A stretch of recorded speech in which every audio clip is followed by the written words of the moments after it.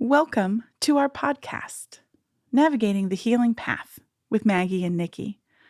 Over the course of our first season, with episodes uploaded every Tuesday, we will be discussing the instrumental building blocks to living an authentic and heart-based life. It is our desire and intention that through our channelings and conversations, we can offer a feeling of relief, connection, and hope for those walking this challenging path. So if this podcast feels like it interests you or resonates on some level, then we'd be honored if you stuck around to listen. And we are so excited to share this week's episode as we get into the work that really sparks transformation, healing, and shifting within our states of being. And that's grounding and meditation. Building these tools and beginning a practice that works for us and our current needs are where we really get cooking on this healing journey. So let's get grounded. And be sure to stick around if you're interested in joining us for a short, guided meditation towards the end of this episode. Please enjoy.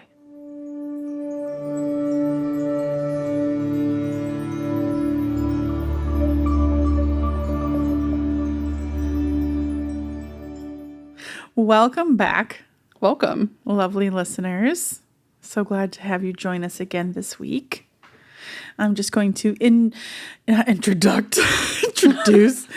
Oh, I like that. That's fun. Introduct. Introduct. What is that? I swear the words that come out of my mouth. Introducing and conducting. Yeah, I do that. All the smash words constantly. That's been a thing I've done for years because I need a little bit of both.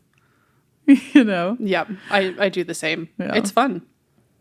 Ingenuity. There you go. I mean, English, all languages are made up. Facts. You know? Facts. It's true. We can just make new words. You can. Anywho, welcome back, listeners. So grateful. I would like to invite us to take a moment wherever you are to just focus and connect with us using breath. So let's all together receive a nice deep breath and release. And again. And release. This can allow us to calm our nervous system, to become more present, to drop down into our heart space so that we can receive the fullest benefit of whatever things we need to hear for our highest good. So one more breath.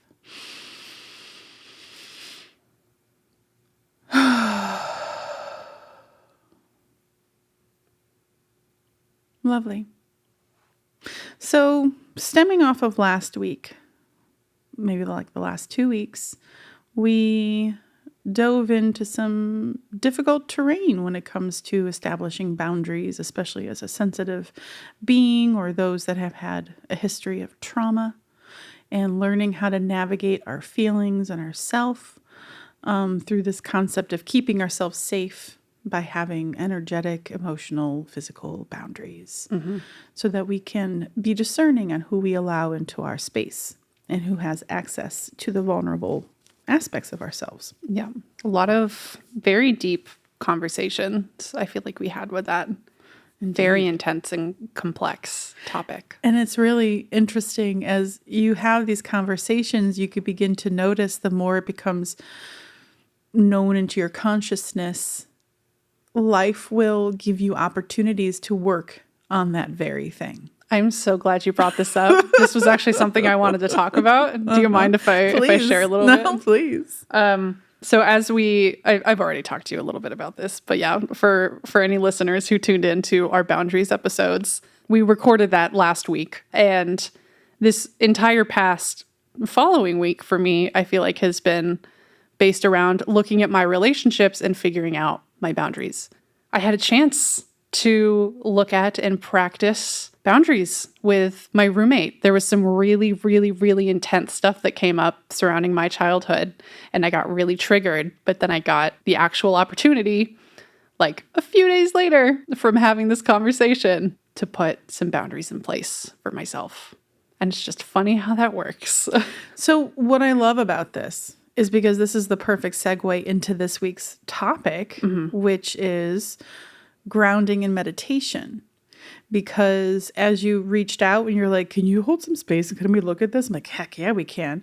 And as we were doing that, like, these are the tools that help you navigate that difficult terrain of establishing boundaries, of recognizing when they've been crossed, and how to treat your physical body and your emotional body and your nervous system so that you can handle it. Yeah. Grounding was literally the thing that was the saving grace for me to get through my really intense emotions surrounding it.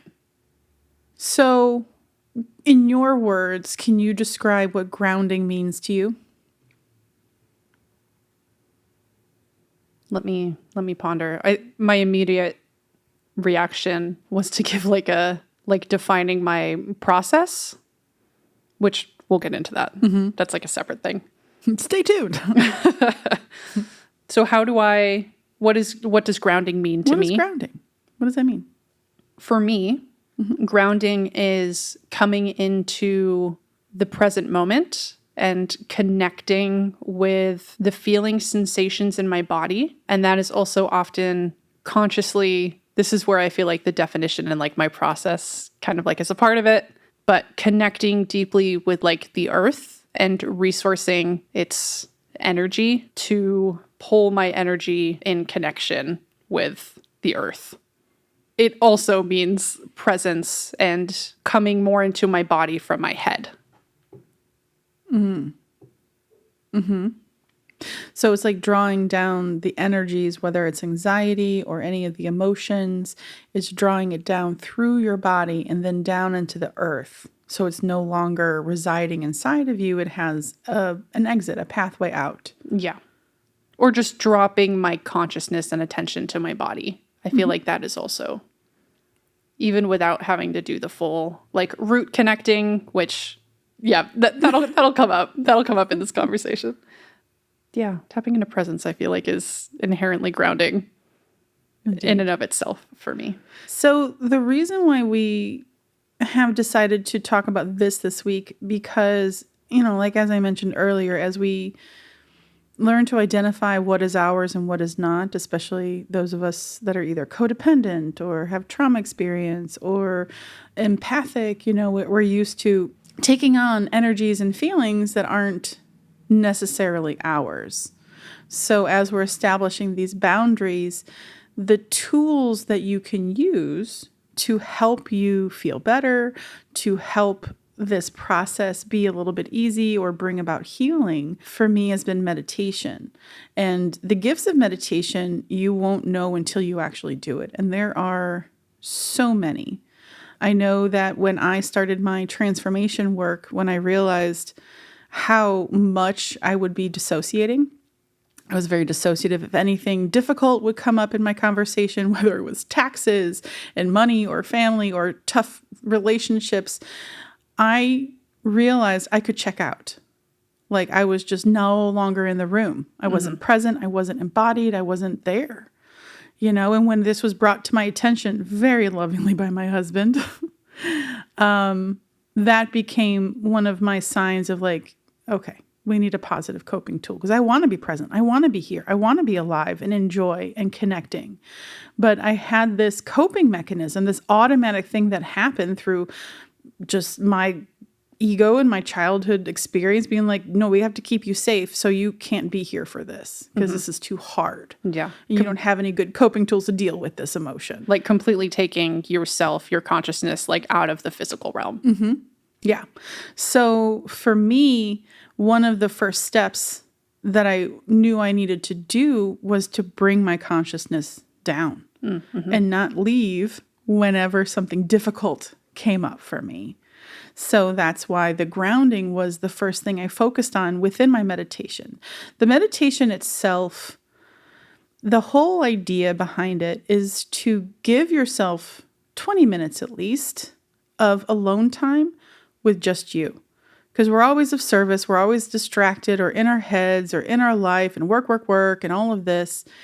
This is the smallest commitment that your spirit really needs, is just a moment, 20 minutes of going within and regulating your emotions or grounding your energy or pondering a question. If you don't know what to do, becoming quiet is the place where you can hear your higher self. Your ego, your mind is always going to be super loud.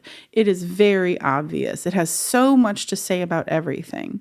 It really does. And because that's also part of the practice when it comes to self-awareness, as you're learning yourself, how does your system work? How is it configured and set up? And, just how do you work? What runs you? What programs do you have? So the meditation becomes a small little time where you get to observe the mind, see what is so very important. It's going to tell you, I don't have time to meditate. I have to go grocery shopping, or I have to make this thing, or I have to have this report, or I have to do this thing. And it's like, yeah, acknowledged. Totally. But right now I'm meditating. And so it becomes this muscle that you get to work out metaphysically, if you will, of putting the mind aside, just observing what the thought it's issuing, what is so important to the mind, and then going, and then letting it go and coming back to the breath. Because it's about presence. There's so much, oh my God, there's just so much to talk about with this, but it's so small. It's these tiny little things and how much the mind never wants you to meditate. It's so busy. It's so very important. There's so much resistance in the beginning when building the habit. Yeah. And they're like, oh, I can't get my mind to shut off. I hear this a lot. Oh, I can't get my mind to quiet. I'm like, that's not the point. That's not the, even now, and I've been meditating for years, I don't have silence. It takes, for me, it can take at quickest 30 minutes to sit in silence and to really tune into a space where I feel like my mind is not so actively throwing things at me. And that's on the quick end. With longer meditations, sometimes I've done an hour, 2 hours, and it goes in and out. It goes in through a lot of waves. Yeah. One of the first things we do when we begin this practice is just observing. And I had my transformation teacher, she told us, so long as you show up and you sit there in your little cushion or wherever you find yourself comfortable sitting up, if you sit there for 20 minutes with your eyes closed, and even if your thoughts are going the entire time, congratulations, you've meditated. Even if your mind is going, your body is releasing stress. So you are still benefiting from meditation as a transformation tool, even if it's going. And it just becomes a practice of putting it aside, putting the mind aside, putting the mind aside. That's the biggest thing. That's the hardest thing. But also honoring it. There's so much work you can do in those 20 minutes every day that will help in the long run. These tiny little changes, these small little seeds that you plant in that. And the only intention is to observe, to be present, to breathe and observe.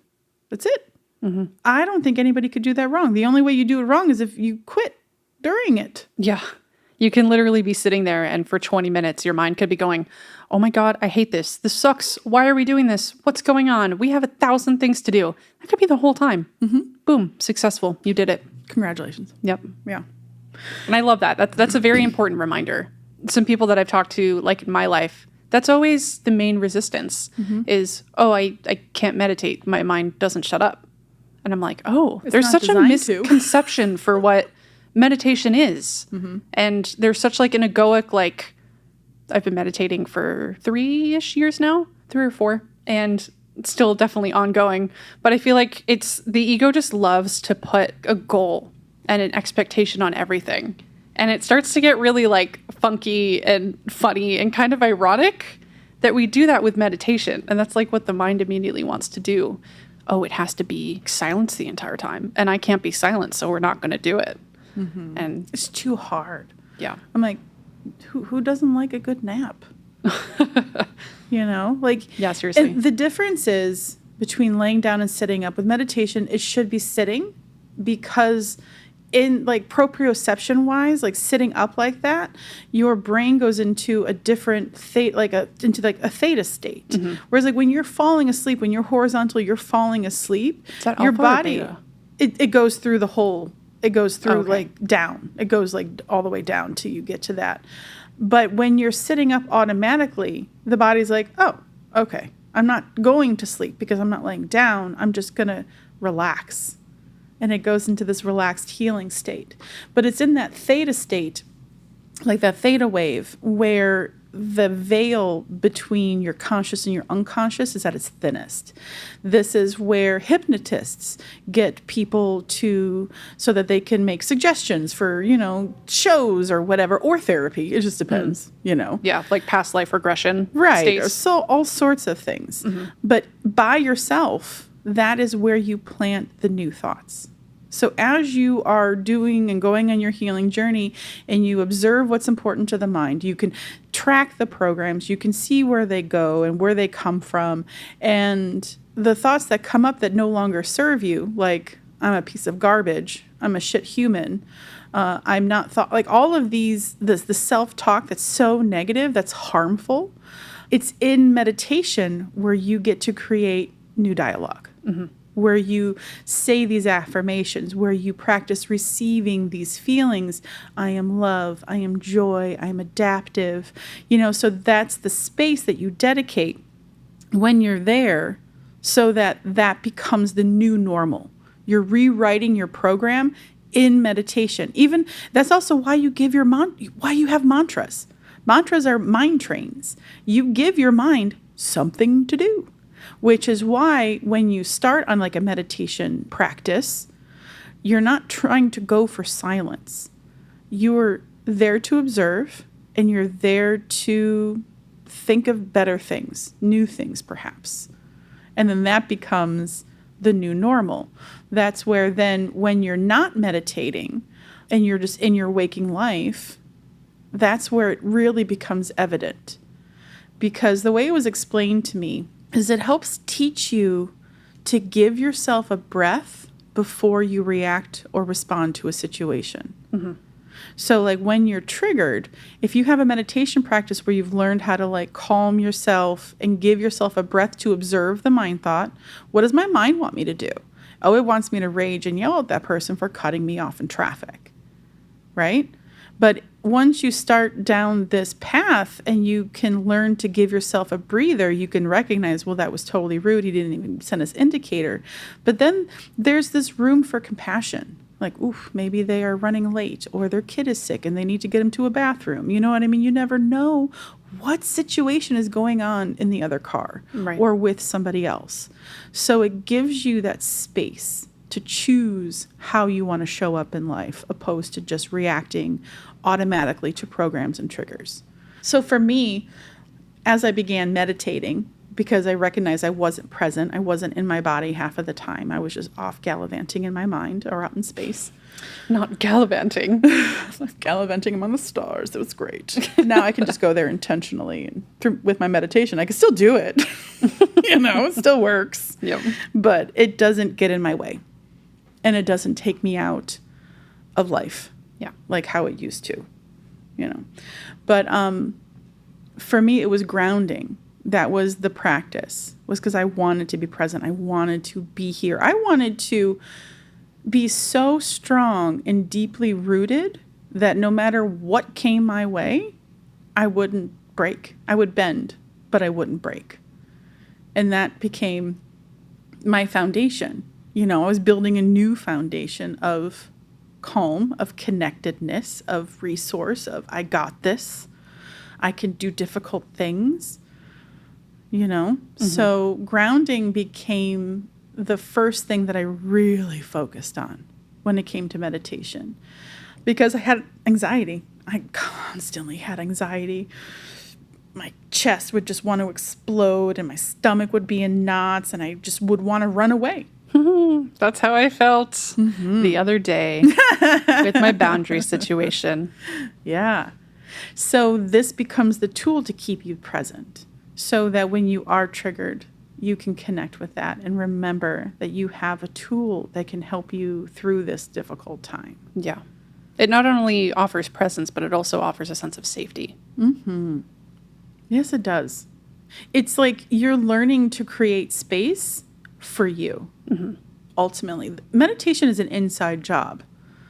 It's not about doing it for anybody else or out there. It's all so that you can feel better. All of this that we talk about, this healing journey, self-awareness, boundaries, meditation, all of this is so that we can feel better living our life, more protected, more capable and safe, and enjoy.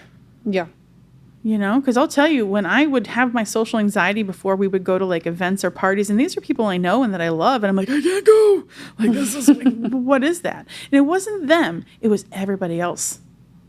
It wasn't necessarily the party that I was going to like hang out with, but it was everybody else around me. All the other energies that I didn't have a boundary with. I would just absorb it all. Mm-hmm. So the meditation and the grounding became a way for me to systematically connect my body and my energies to the earth, to focus it as a pathway to release. Right? Mm-hmm. So you have the anxiety, you have all this extra energy in your body that needs to go somewhere. And when it doesn't, you get sick. So if you can learn to direct it out of you and not accosting somebody else, not taking it out on anybody else that's innocent and has nothing to do with it, but to give it to the earth. As I tell the people that I teach this to, is like, don't worry, you can give your shit out. Like, go ahead and dump it. The earth will take it and transmute it and create fertilizer. Now you have a beautiful garden. But you don't need that in your body. Mm-mm. It doesn't feel good. It just causes suffering. There's nothing wrong with releasing it. Mm-hmm. It's actually ideal.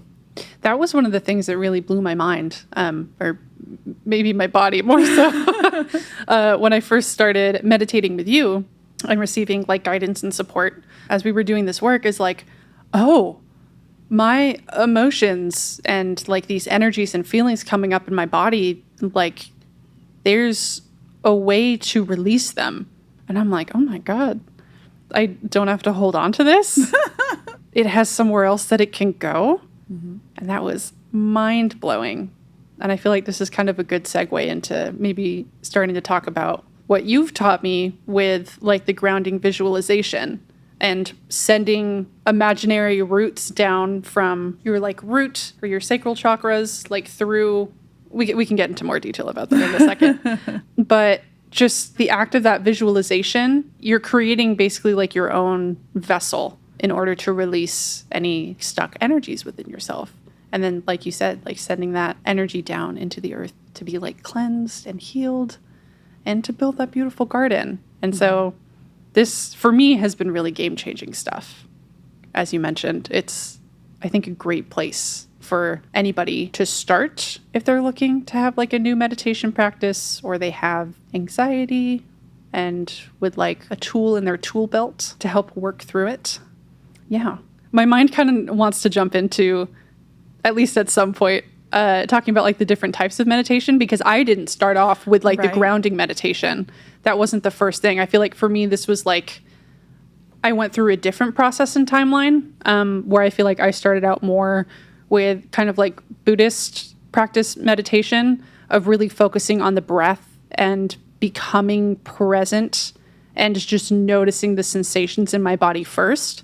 And then having done that for myself for a bit of time before I met you, it was kind of like moving from like, okay, let's become present of the human form and like this stuff. And then the grounding meditation and visualization for me was kind of like the gateway into what I would label like spiritual meditation versus human, I don't know, more like breath work. So there's so many different types of meditation. There are so many. And I haven't studied a lot. This has all like been like, I did take like some meditation classes and like was part of a meditation group, a guided meditation group. And it was amazing because I wanted to learn at least something, right? To be guided in some way. And my teacher really focused on the inner landscape, which I taught you about as like, well, this is inside. Just as, the universe is expansive outwards, we are just as expansive in words. And so you can create places within yourself that are safe for your inner child and all the different ages of you, and like different healing places and meditation places and places to connect with other spirit guides. Like there's so much within you, and this is all within your imagination. Now, some people will say, well, you're just making that shit up. Yeah, I know. Isn't it great? And it feels really good. Yeah, it does. And it's really comfortable because you're creating space within you for you. And no one can tell you that that's not real, because I can feel it. I can sense it. Same. I connect and I feel good, and I get so much from it. So where are we going? Where were we? What was happening? Oh, right. There's transcendental meditation. Yeah. There's walking meditations. There's working meditations. Like I could meditate and do dishes. Because what is meditation but presence, focusing on your breath, and the task in front of you? Being in a state of flow can be meditative. Yeah. Creating art. Yes. So there's no wrong way to do it, but it's just try something. Do something. But I know how dangerous it can feel and how unsafe it can feel to go into meditation when you, are full of pain. When you've had a lot of experiences that weren't great. Yeah. It would be really, kind of revolting. You wouldn't want to do that. And I totally get it. That's where I think, sorry. But it's really important to do it because it's living in you and you really should get it out. Yeah, for sure.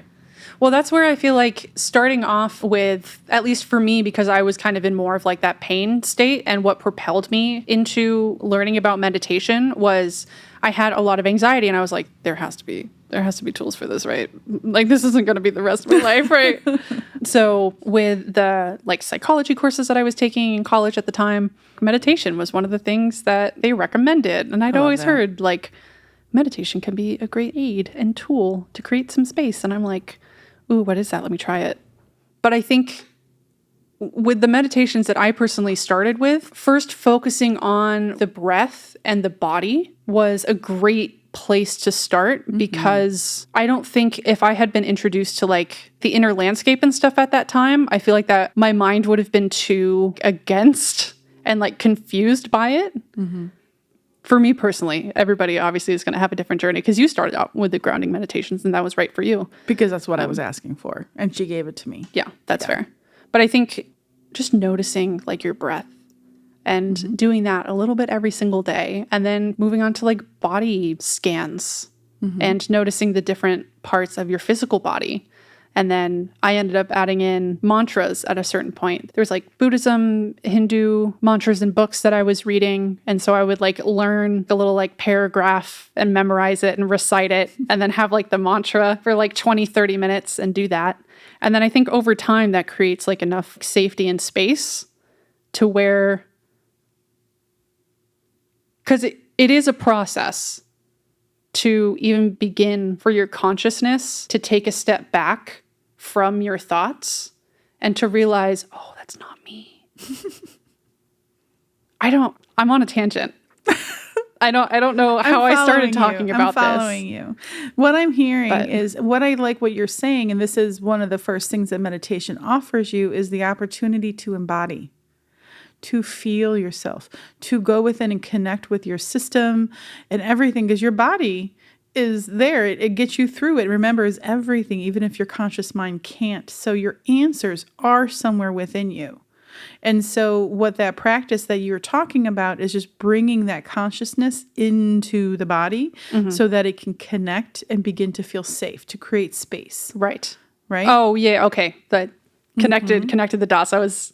Yeah, I think that's a good place to start when you have a lot of like pain happening and there's like a lot going on in your body. You're just like there to observe. Yeah. You're before not there moving to judge. Into the. Just remember that. There's no judgment, because that does not serve. That just disconnects. So in these beginning stages of just observing the mind, feeling the body, practicing presence, like honestly, when I first started meditating, my teacher was like, okay, only thing you have to do is just count your breath. That's it. For 20 minutes, just see how, and when you lose track, you start over. But what that does is it gives your mind something to do while you're observing and feeling and just being there, right? So that's what the mantras are about. That's why all is well, all is well, all is well. This is the new thing. This is what I'm bringing in. This is what I would like to receive. Like all is well, or I am love, or like whatever the mantra is that you need that day for support, anything you want to receive into your body. This is where like the meditation teachers really come in, because they're the ones that give you the mantra, because that's important for someone just to support and, do this with you. Yeah. It is very nice for your mind to have something to do. I found that was helpful for me to be able to cultivate that space. Yeah, it's just like it's just like lifting weights. It's the same kind of thing, just like a little practice. So once you become practiced in connecting to yourself and going within and being quiet and focusing on your breath and being present, then for like the natural progression was to ground. And for me, all that is just extending your consciousness into the earth and creating an etheric or energetic connection to the planet, because we come from earth. We are earthen. We are 3D. We are physical, Yeah. Like we are absolutely connected to this planet. And thank you so much. She has a lot of resources, energetic including. So for me, when it comes to grounding, it serves like multiple purposes. For me, grounding roots me so deeply, kind of like a big, strong tree where the roots are so deep that it will never upend itself. It can never be blown over, right? And then also as those roots penetrate and go to the center, it can wrap around the center of the earth and it can absorb the healing energy. It can receive the energy and the love from the earth into our bodies so that we can tap into that resource. And thank you so much. I will take that and I'm healing, and then eventually you can open yourself to source and become enlightened. It's a whole, just a whole procession, just a whole unveiling of all of these gifts. And it comes very slowly. You don't want any big changes to happen super fast. Those are the most painful, which is why meditation offers you a slow progression of change that you will be able to observe over time. So.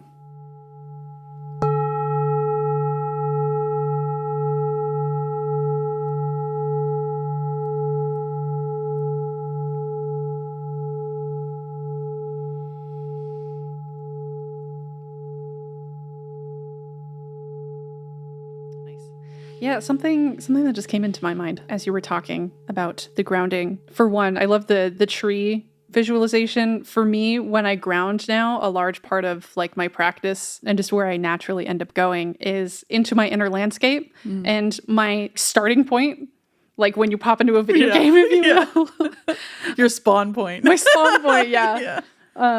Is I spawn at the base of this large, beautiful redwood tree.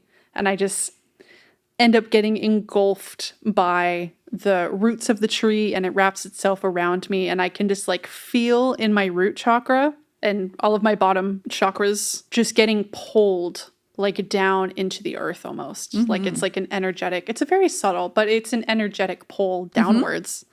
And something too that was coming up, I think the grounding meditations are so, so important for anybody living in more industrial, concrete city landscapes.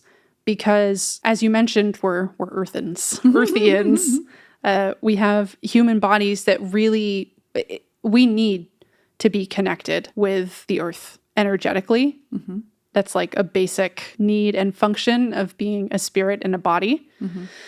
And for me, I live on the 4th floor of an apartment building and I'm completely surrounded. Like I'm right next to the freeway. Everywhere around me is just concrete and man-made structures. And the grounding for me is really the way that I'm able to resource a bit of the earth and her energy. But I think it's interesting. I feel like you can kind of get, like my sister, for example, she works in the environmental field and she's literally outside in nature for like 10 hours a day in all different types of places. And that has grounded her so much, even without doing like the grounding meditation and the visualizations. So I think there's something to just finding the balance of like being out in nature and resourcing that way. And then the grounding visualization meditations. I think this is a really great practice for people who are in more city and urban areas. Mm-hmm. It's really funny that you mentioned this because I was already thinking, like, I saw this coming, this part of the conversation coming. Oh, really? Because I wanted to mention that there's other ways to ground. Yeah. It's not just through meditation. So a suggestion when I was in my massage school, I was talking to one of the teachers and we're talking about kids and ourselves and emotions and stuff. And this woman was relating that whenever her kid would become really emotional and wasn't able to like regulate easily, she would guide them and encourage them to go stand on grass. And she would have the child stand on the grass for a few minutes and just watch them. And all of the energy that was pent up, stuck inside, left through the soles of their feet into the earth. Nice. It's why people say go hug a tree. The ion exchange, the energy exchange that we humans receive when connecting to the earth is real. It feels like you can feel it if you're sensitive enough and tuned into your body, and like you're just, we can all get there, but even if you don't believe it, you're still going to benefit from it. Yeah. Have you heard I think this is more of like a Gen Z online thing. I don't think I'm even technically Gen Z. I'm on the cusp between Gen Z and millennial. But in like the gaming community, there's like a common phrase of, oh my God, go touch some grass. Or like for people that have been like chronically online, like that's been a thing that's been floating around is go touch some grass. So like even in mainstream culture, people are like, oh yeah, the earth. The earth. I think we need it. I don't wear shoes unless I have to. When I'm at home, I don't wear shoes. Even like walking on concrete is grounding. Yeah. By the way. I don't wear shoes just because I don't want germs inside of my home. Right. That's gross. They stay at the door. Facts. The only thing that won't ground you is asphalt. Just side note. Just asphalt, it's like almost like too rubbery. Like it doesn't, it's not a conduit. Right? Like where rocks and stones and water and earth and trees, like all of that will help you exchange the energy and like replace it. But yeah, like that's the only thing. No, not asphalt, but concrete, all of that. Grass is best. It's great. But yeah, that's another way. And because I don't have a lot of that around like where I live, I ended up substituting my grounding. I have a grounding mat. You'll see this. I love that thing. I know. It's super great. I need to get myself Anytime one. anybody would be at the house and they get really upset, I'm like, you want to talk? They're like, yeah, let's go talk. And I'm like, here, sit here. And I would just have you guys sit on the mat while we process. And I would observe your whole demeanor just relax. Yep. As you processed and as you were grounded. And as I was asking my guides, I'm like, or even the crystals that I meditate with, I'm like, okay, guys, how do you feel about this? I'm so crazy. Doesn't matter. I know myself. It's fine. But I You're communicate. not crazy. I do the same. So I asked my rocks and I'm like, how do you guys like this? And they're like, yeah, it's like it's like artificial sugar. It doesn't replace, it's not as good as like going into the forest or just sitting in like under a tree with some grass. That's like the creme de la creme. Like that's the ideal. But if you can't get there, this grounding mat is a great support. And you just plug it in the wall and like that little grounding cord. It's the grounding plug. It's the third one at the bottom. And you just plug that thing in. And you just meditate on it. You just sit on it. You can sleep, Somebody said this is what they use in like submarines to ground the electricity. Oh. And we are electric. We are part electric, part hydraulic. I was just about to ask, I don't know why I've never like asked or really wondered about the actual science behind the grounding mat. Is it like when you connect it to the wall, that's like emitting through the cord the frequencies that ground electricity? And that's getting sent to the mat? Is that what's happening? Yeah. Okay. So the mat is woven with wire. And it's very pliable. It's very, very thin. It's like a filament almost, but it's like woven in into like a grid pattern or something. I'm not scientific like that, but I just understand the concept of it, is that when with electricity, it needs to be grounded, especially like the big ones, like the refrigerators, like those, the big things that have the three, is that one of them is the grounding. So things don't catch on fire, right? So the grounding mat cord goes into that grounding port, and then that electricity, that grounding current, goes through the mat, and it helps to draw out that extra energy and the electricity within you. And to me, that's what the anxiety in my heart and my stomach was, So I would direct it with my mind. I would direct my body to help release it down into the mat and out of me. Nice. And I always feel better. Call it placebo, call it what you want. You don't have to believe anything we're saying. I Placebo don't care. works. It really does.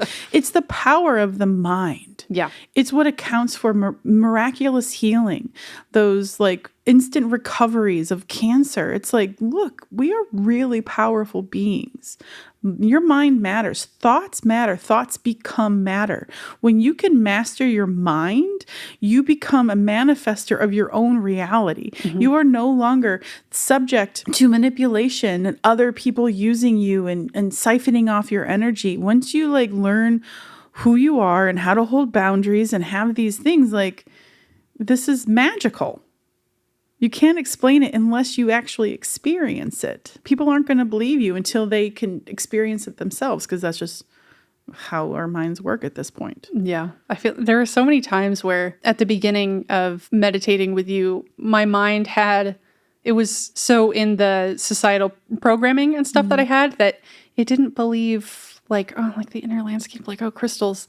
And it would get hung up. It's like, okay, well, you have to like believe in that stuff in order for it to like be a thing. And then over time, I've learned, that's how it works. But I really started to shift and to realize the power in that, because I was starting to have experiences that were like, I can't deny like what I'm feeling. I can't deny like what's coming up for me, like in meditation.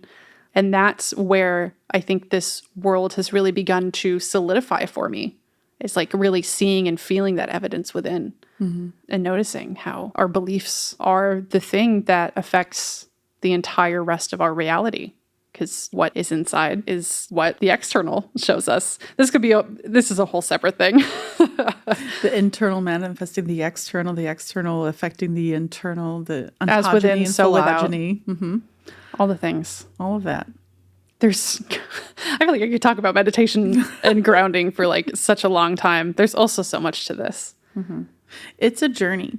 And, honestly, nobody can tell you what you're going to get out of it until you experience it, like all the different things that meditation can offer. But you do it as a coping tool, as a practice of self-care, as a way to honor your feelings and to connect with yourself. Because that is part of the practice when you learn how to trust yourself. And a lot of us were raised to not trust ourselves, not trust our feelings, our intuition, our perspective, our truth. And we were gaslit, or we were manipulated and used and just broken down to serve other people. And part of that healing is learning to trust yourself again, that you can learn to listen and know that you know what's best for you. Because nobody outside of yourself can ever tell you what's best for you. Only you can do that. Maybe not children. Children aren't developed enough. They don't know enough. They don't have enough experience. But I'm talking about like adults who are living and, living their life. Yeah, it offers you your own internal validation. This is what you can grow within yourself. Right. I will say a caveat, I think, with like obviously like children, they need guidance. They need guidance. And help from parents for sure. Healthy boundaries. Yeah, 1,000%. But I think one of the things for me is the way that I was raised. And of course, no fault or judgment to my parents. They were doing the best that they could with the tools that they had at the time.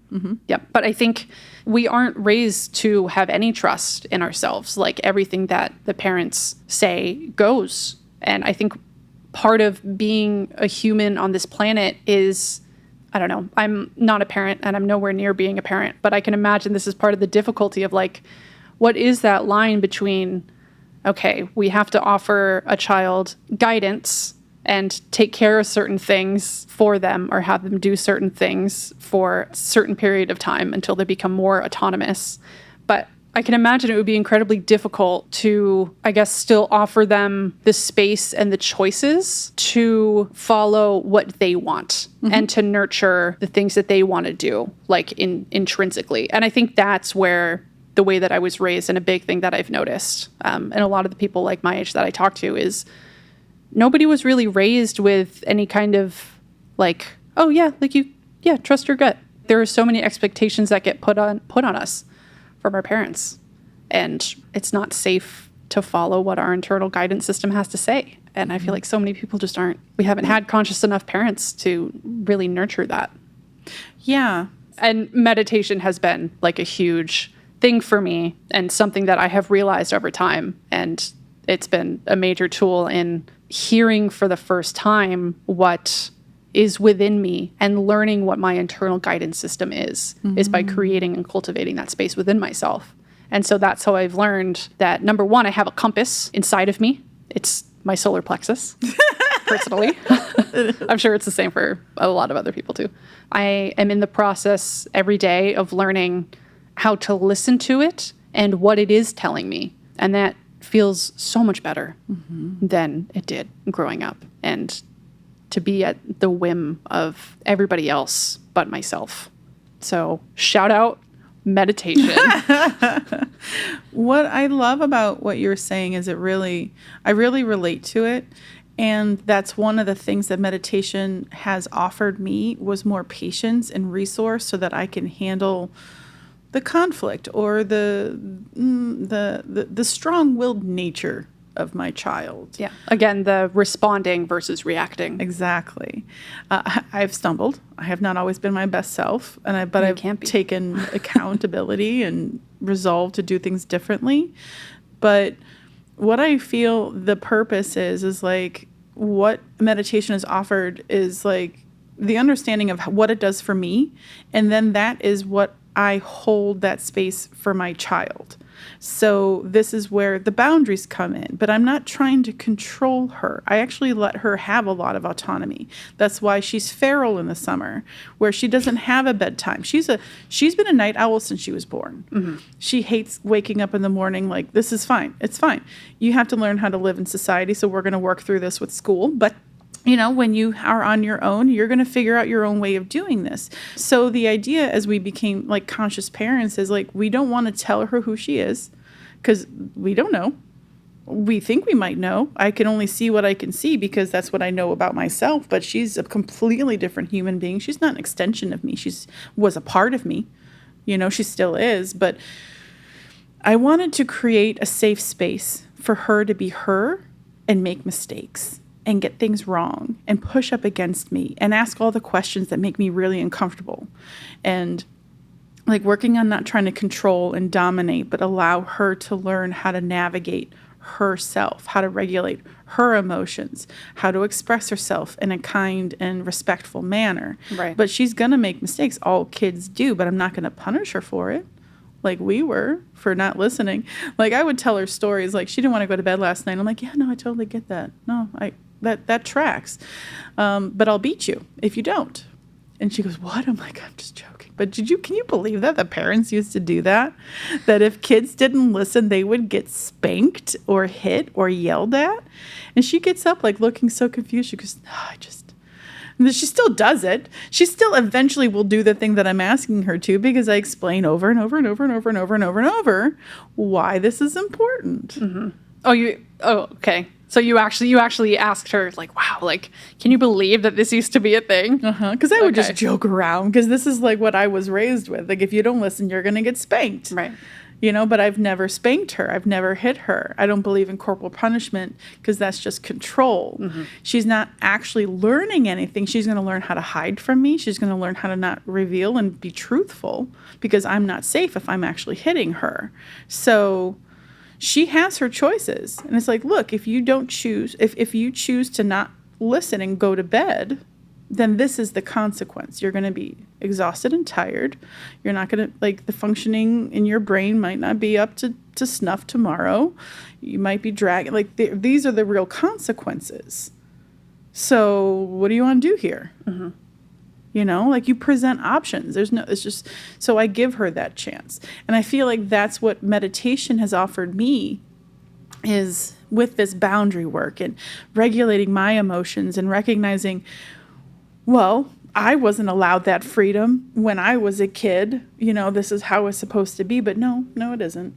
I knew I was never going to hit my kid because I didn't like it. I didn't need that. No one does. That's not love. Sorry. That's not love. It's not even discipline. That's not actual discipline. That's corporal punishment. Yeah, it's cruelty. It is. Anywho. I love that. Thank you again. I will tell you time and time again, thank you for being a conscious parent on this planet and for helping to raise the next generation of people who will bring so much love and light into this world. That is so key. And you're doing such a fabulous job in my eyes. You seem like a great mother. I appreciate that. Yeah. My mind would tell me otherwise, but I receive that. Well, I can't imagine the hardships and with how much children are also triggers for us to heal our own stuff. Well, you've been teaching your daughter a bit of meditation, right? She knows meditation. Yeah, I taught her grounding a long time ago. Nice. When she wanted it, because, like, I would just offer whether she was having a hard time sleeping, you know. So I'm like, fine, let's ground. How about we ground? Or if she was really upset. So she has really big emotions. She just, whoo-wee. She can get angry and she can get combative and all of that, but also pretty normal kid thing. She's a human, very sensitive human, very smart human.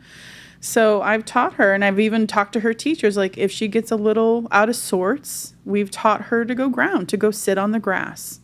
And that tends to help. And she'll come back, she'll be like, I'm so sorry. That was a lot. You know, like, oh my God. She's and really she's good like, at what? taking, like, she's 9. That's yeah. incredible. Mm-hmm. Like, we'll have a fight, like, we'll, like, be unkind and use loud words and be harsh and stuff. And it's like, and then we'll give each other some space. And I might even still be, like, ruminating or processing, like, what came up for me. Because it wasn't that issue. It was my past, you know, that she brought up, that she brought to my awareness. And so I'm like, let me just not hurt you emotionally with verbally. Let me just give myself some space. Mm-hmm. And I'll come back and she'll go, Mom, I'm sorry. I'm like, for what? You know? Sounds like you need to go touch some grass. I did. I was outside. But anyway. And then she goes, for how I treated you. And so, like, she's aware. And then I'm like, oh, well, thank you. I appreciate that. And I'm sorry for how I talked to you, you know? So, like, yeah. My inner child is, like, bawling. She's like, wow, how wonderful. Uh-huh. So, yeah, she definitely, she's been imitating me in meditation since she's been a toddler. I have some pictures of her. Like, she would go... your physical stances? Like, okay. Yeah, like, she'd go sit in my meditation space, grab some crystals, and, like, just go sit there and pretend to be me. You know, because she would come in and I'd be meditating, or, you know, she knew she wasn't allowed to come in because I was meditating. It just depended. Because she was, like, 2 and 3, you know. And that's when she was, like, mimicking me, like, doing that. And then, so I'm like, cool. So maybe you'll be into this one day or be open to this. And then eventually she did ask. And she gets really proud of herself. She feels, like, really good that she knows how to do this. She should. She tries to teach other people sometimes, too. I love that. But other kids aren't as receptive because their parents aren't woo-woo or healer. Right. Yeah. Naturally. Yeah. That's so good, though. Yeah. And anybody of any age can really benefit from doing this meditation work. Kids, a minute a year. Kids, like, that was how I started her. Wait, meditating for 1 minute? Per year. So, like, so doing when it, like, Zoe was 5 increments? No. When Zoe was 5 years old, she meditated for 5 minutes. When she was 7 years old, I see. She meditated for 7 minutes. Okay. So when you teach children whenever you how to sat meditate, down to meditate, so, like, each session. Yeah. That's so funny. So there would be 2 timers when she wanted to meditate with me. And one timer would be her timer, where the little birds would chirp. And then she knew that she could open her eyes and she could draw and color or do something quietly while I finished my meditation. And she was so good most of the time. Where she's like, sometimes she's like, hey, Ma. I'm like, yeah. And she's like, ask me a question, and I answer real quick, and then I go back into my meditation. No big deal. Right. So. Nice. My brain processed a minute a year as like the total amount of time that they would meditate in a whole year. No. And I'm like, really starting small there. 3 seconds, done. Good job. Yeah. Yeah, no, kids can meditate per session like just a minute a year. Yeah, that's what I heard somewhere, and that was a good practice until they get older and they could. And actually, she really surprised me a couple of times. She did it the whole 20 minutes. Wow. Mm-hmm. Like, there was a few times where she wanted to work with me, and she did it the whole time. I'm like, well, that's impressive. That is very impressive. Good for her. Yeah. But also, she has a great role model. Aw. Well, makes me feel so nice. Look, it's 3:33. Thanks, I received that so deep. I was debating to mention that or not. I saw that on the clock and I was like, hee hee hee hee. Oh. Heck yeah. Yeah, so you're never too early to learn these kinds of coping skills. Mm-mm. Or too old. Exactly. Never too young or too old to learn how to direct your energy, how to feel yourself, how to go within to find your own answers, how to heal, how to connect, expand your consciousness, to connect with your spirit guides. I mean, there's so many benefits to this. There are so many benefits. I actually dare somebody to think of negative things, like why you wouldn't want to meditate. I can't think of any. Maybe it's because I'm a big fan. I can think of like just the main egoic response. Time. You can create time. That's a bullshit. You spend 20 minutes scrolling on the toilet. You know what I mean? Like, yeah. Don't tell me you don't have less than 1 half-hour sitcom show. Yeah. It is the smallest commitment. Yeah. Well, I mean, some people, of course, I think in the beginning, like everybody who's been identified with their ego for so long, it can be very, very scary to sit in silence with yourself. Yes. And that, I think, would be the only, like, quote-unquote disadvantage, if you will, to starting meditation. But I think anybody who starts meditation and actually takes it in as a daily practice will soon realize that that's not a disadvantage. It's the greatest advantage you could possibly have in this lifetime, is to become aware, because then that awareness leads to the processing, and that leads to the healing, and then creating the life that you've always wanted for yourself. Mm-hmm. And there are so many different types of meditation, and find one that resonates with you. Yeah, I love, one of my favorite practices that I've been doing right now has been actually asking like my body or my mind what type of meditation it needs today, and kind of gearing towards that. Like some days I do really need to like ground into the earth and like resource that energy. Other times I will also need or just need like resourcing from like heaven and spirit and the divine energies coming down more through my crown versus like the lower chakras. Some days I just need to be like a human and to just like feel my body and just focus on my breath. Sometimes I need to do a body scan. Sometimes I need to like tap into my inner landscape and call upon my guides and have a conversation. There's just like such a big span and all different types. And there's so much amazing information out there from all different facets and cultures on this planet. Buddhism, Hinduism, even great like Catholic and Christian meditations. Praying is meditating, by the way. True. Yes. I've always like, for like the longest time when people are praying, I'm like, that's meditating. It is. Because you're focusing, you're being present, and you're sending out positive thoughts to somebody else. But meditation is like self-prayer, like self-care. Like you're doing this for you so that you can heal, so that you can process, so that you can guide your energy and not be full of anxiety, so that you can connect. So like all of these things are for you. It's just a different state of prayer. Prayer and meditation is the same to me. I wholeheartedly agree. Where are we on time? We could probably start wrapping up a little bit. Is there anything that you feel like you want to bring into the space? About maybe doing like a small little guided grounding meditation, just as like an example. Sure. You're still feeling. Yeah, I was asking. I'm like, like kind of feeling it out if that's appropriate.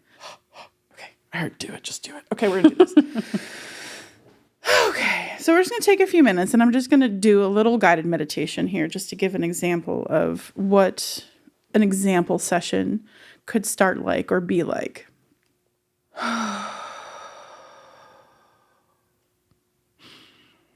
So as you find yourself in a comfortable position, sitting up on the floor, on the couch, on the chair, sitting up in your bed, wherever you want to be there. And close your eyes. Closing your eyes will cut out all the other stimulus. It'll bring your attention inward. It will help you see and hear and feel more clearly. So after I close my eyes, I say to myself, I am. I am embodied. Feel your body. Notice what has your attention. Focusing on your breath.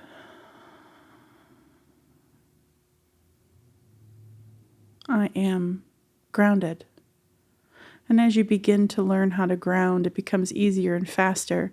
But in the beginning, you imagine roots or vines growing from the bottom of your feet or around your legs.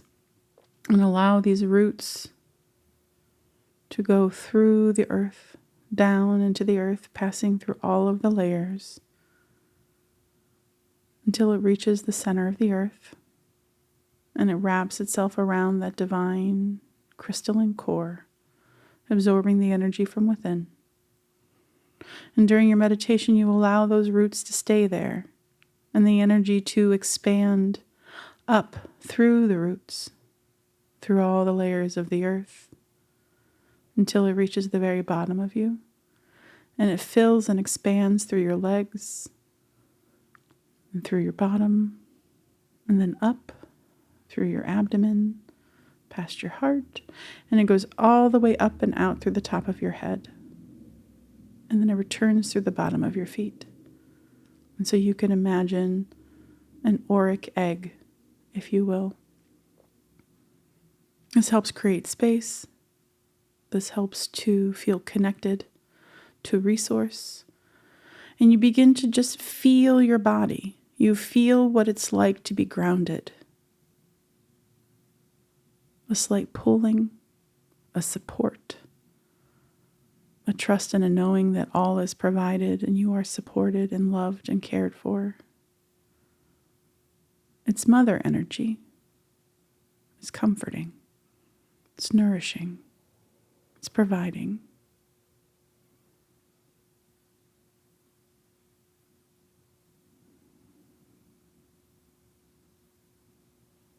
And so this is sort of the practice where you send your intention, you send your energy down into the earth. And there's so many different ways to do it. You can visualize roots or trees or a silver cord, like a silver cord made of energy. I have another friend who had difficulty with this type of visualization with the trees. She discovered it was actually water where she felt most safe. And she wanted to do it right. She wanted to be able to do it how I was explaining it. But there's no right or wrong way. It was water for her. The bottom of the ocean. The freedom and the flow. The salt is grounding. So it's all the same. There's no wrong way to do it, but find the visual that speaks to you. Where are you that you feel most grounded or connected or supported? Is it in the forest? Is it on the beach? What speaks to you? This is part of what you're exploring and figuring out in this meditation is, who are you? What serves you? What's the best way that you can accomplish this idea, this concept?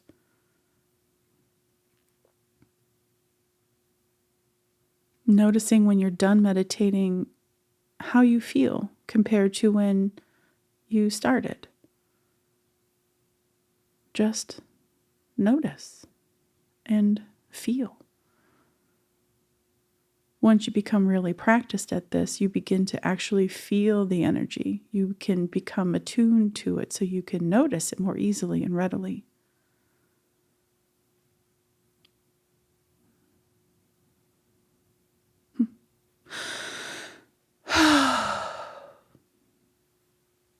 That's what I got to say about that.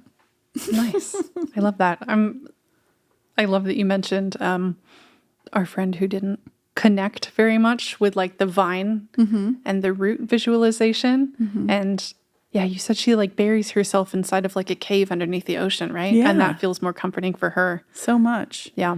So I love that. I love when people like, look, the guides are just there, or like the prompts are just there to inspire, but trust what comes up for you.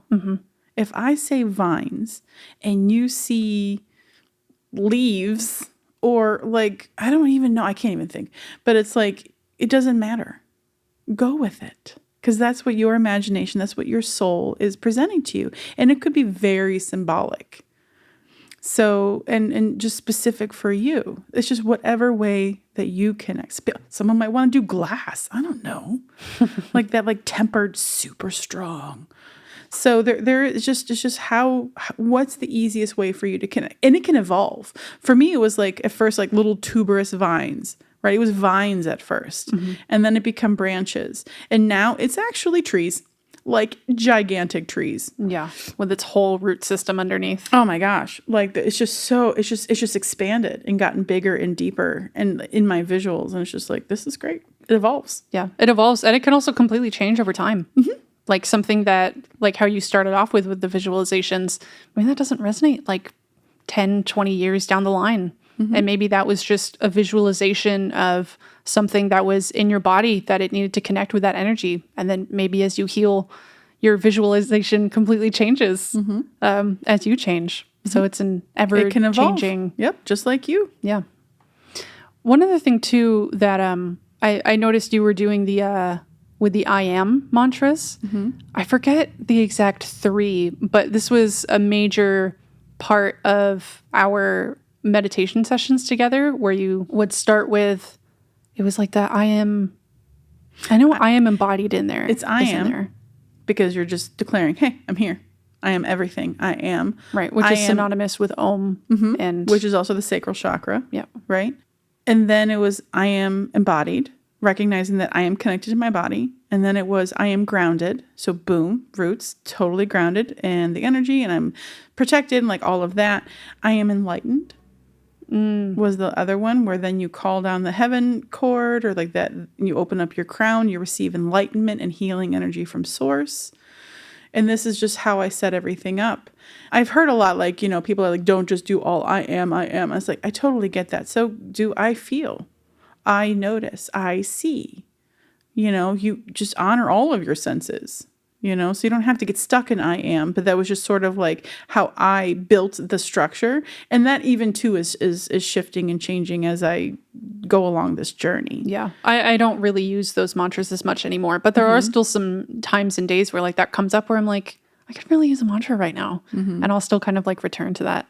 I think the ones that I've been doing have been, which I thought these were the ones that you mentioned were a little bit different from how I remembered. I think I've been doing like I am grounded, I am connected, and I am embodied. I don't know, some form. It's changed. Over time. But. Yeah, absolutely. And I love what you said earlier about you ask yourself each session, what do I need? And I love that, because that's what I do in my sessions. Nice. It's like not just for me, like, but when I like work with other people, like, what do you need today? What would you like to receive? Sometimes, like you said, I need to ground because I feel so out of it, or I need to release this, or I would like to receive this. So it's like every day is different. What do I need? What space do I want to create? What do I want to look at? What do I want to feel or process?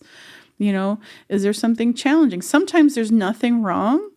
And I'm like, all right, I'm just going to remind myself I am love today. And I'll just speak love, Literally every day is so different. It is. We have different needs constantly. Yeah.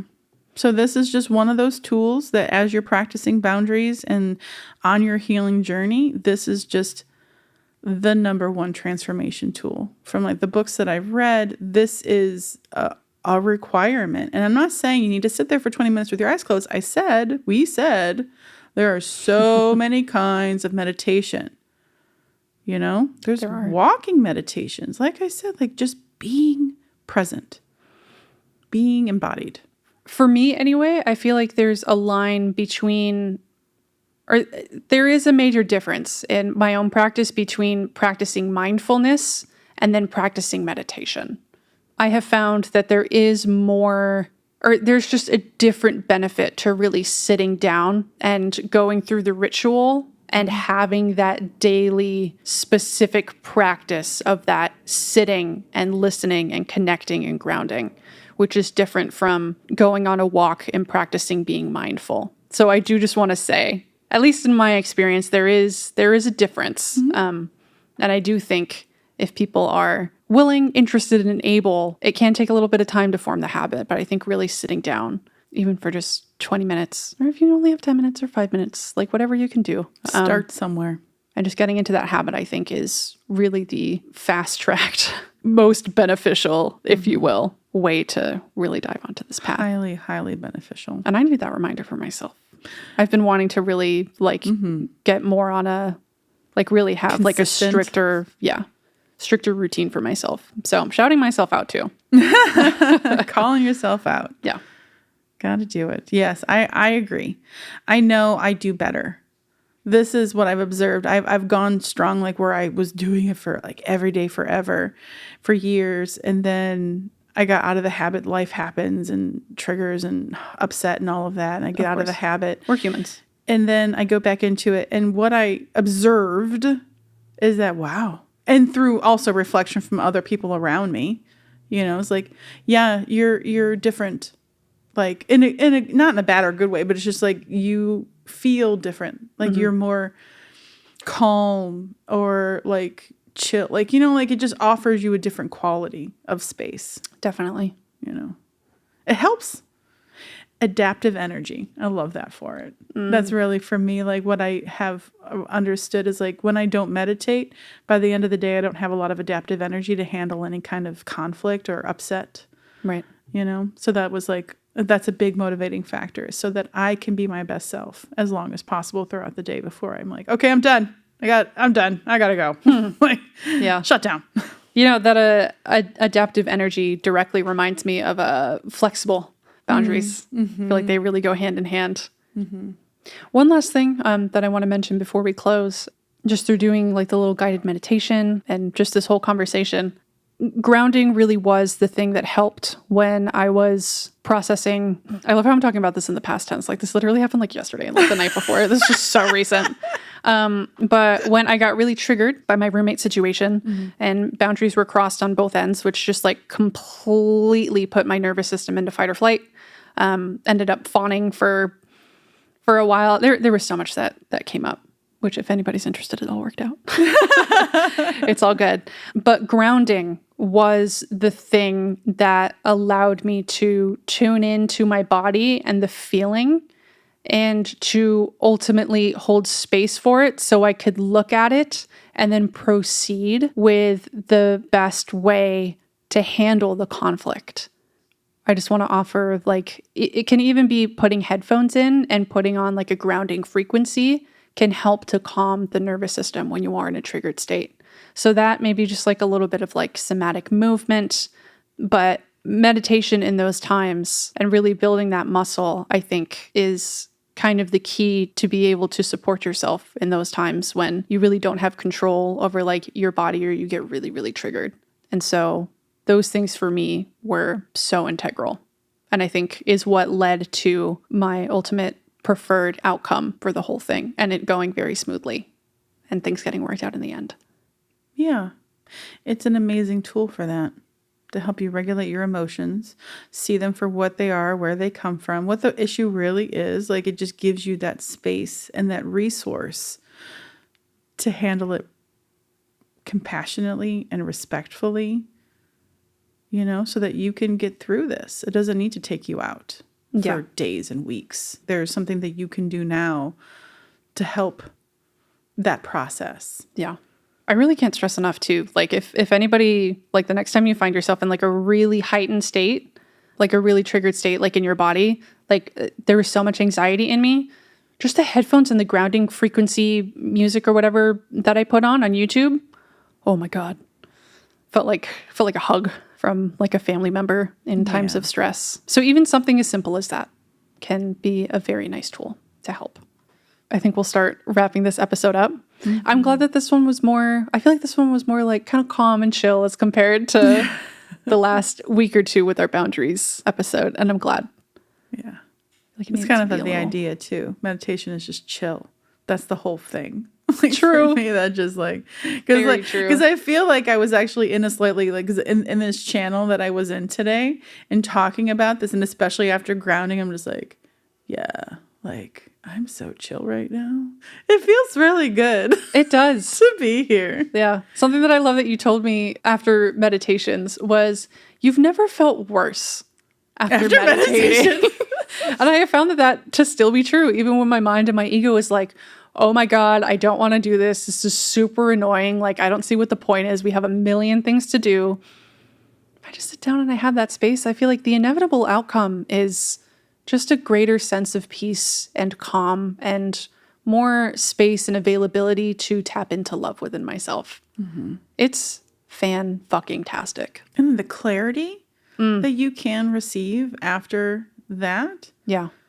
You can see things differently. There's more space. There's less emotion attached to it, less identity. And it's just, there's so many good things about it. And it just goes hand in hand with so many other healing modalities and therapies and coping tools. But this is by far the greatest benefit of, I feel like, all of them. Yeah. It just sort of helps support everything else. It really does. As Kyle Cease says, he calls it listening to silence. Mm. I mean, he's a huge advocate for listening to silence for an hour or two a day has been the most life-changing experience for him. Mm. And that's what he offers to other people. And I don't think there's been a single person who has gone down this meditation path that has ever regretted it. This was the worst decision of my life to learn transcendental meditation. No. I don't know if I've ever heard of that. There's always something that people take out of it. It is one of our greatest coping tools out there. Mm-hmm. So we hope that this has inspired you to maybe learn a little bit more into it or open yourself to trying new things or just explore new possibilities of going within and creating space within yourself and the healing possibilities. Yeah. Finding what feels good for you. It's also where you find your authenticity. 1,000%. Oh my God, there's so much. Like, seriously, I really feel like we can go on and on about all of this. We absolutely This was a nice, like, little introduction, if you will. Yeah. Meditation, of course, and grounding will be things that will actively come back up in conversations. For sure. So all of this, all of us on this planet are deeply interconnected, and it's all interwoven. Yes. Woohoo! We did it. This was a long one. So here's a big thanks for making it to the end of this Navigating the Healing Path episode. Grounding and meditation are some of our favorite topics on this path, and it was absolutely wonderful sharing the tools and wisdom we've gathered along the way so far. And next week, we'll be chatting about another one of our favorite topics, self-care, an incredibly vital and potentially challenging to implement tool on the healing journey. Sending you love. Be well.